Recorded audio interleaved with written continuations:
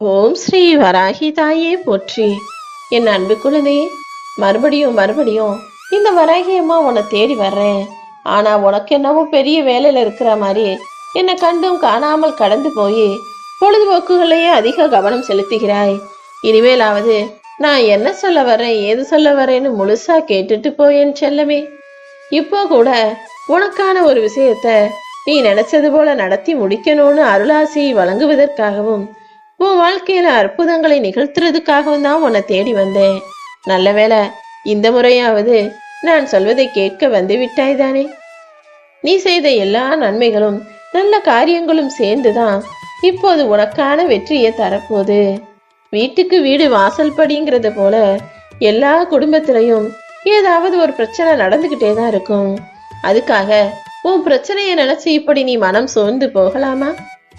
காசு பணம் கோடி கோடியா வச்சிருக்கவனுக்கும் கூட ஏதாவது ஒரு பிரச்சனை இருக்கதான் செய்யும். எல்லாமே இருக்கிறவனுக்கு ஒரு பிரச்சனை, இல்லாதவனுக்கு அதை விட பெரிய பிரச்சனை.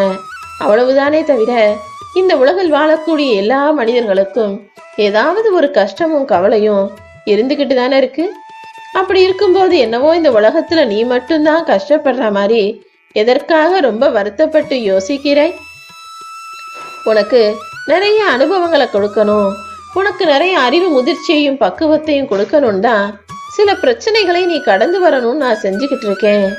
வாழ்க்கை இல்லாமல் பிரச்சனை இல்ல, பிரச்சனை இல்லாதது வாழ்க்கையே இல்ல. இந்த உண்மையை மட்டும் நீ புரிஞ்சுக்கோ என் செல்லமே.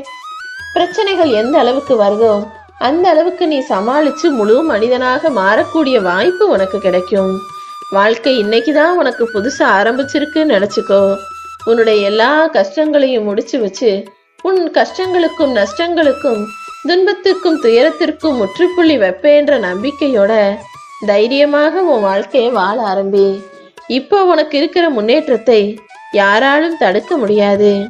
உன்கிட்ட இருந்து ஒண்ணு விலகுனா அதை விட 10 பெருகி மீண்டும் அது உன்னிடமே வந்து சேரும். நீ தோல்வி அடைஞ்சாலும் துவண்டு போகாத. ஏன்னா உன்னை தூக்கிவிட இந்த வராகி அம்மா உனக்காக நான் வருவேன். என்னையே கதின்னு நம்பி இருக்கிற உன்னை எப்போதுமே கைவிட மாட்டேன் செல்லமே. இப்போதைக்கு நடக்கிற விஷயங்களும் உன்னுடைய சந்தர்ப்ப சூழ்நிலையும் உனக்கு சாதகமாக இல்லைனாலும் இனி வரக்கூடிய காலங்கள்ல உன் கைகள் ஓங்கி நிற்கும். நீ நினைச்ச காரியம் எல்லாம் நிச்சயமாக வெற்றி பெறும். இந்த நொடி முதல் உன்னுடைய கனவு ஒவ்வொன்றாக நிறைவேறி போகுது. உன் லட்சியம் அனைத்தையும் இந்த வராகி அம்மா நான் நிறைவேற்றுறேன். உனக்கு நல்ல ஆரோக்கியத்தையும் நிம்மதியான வாழ்க்கையும் அமைச்சு தர்றதுக்காக தான்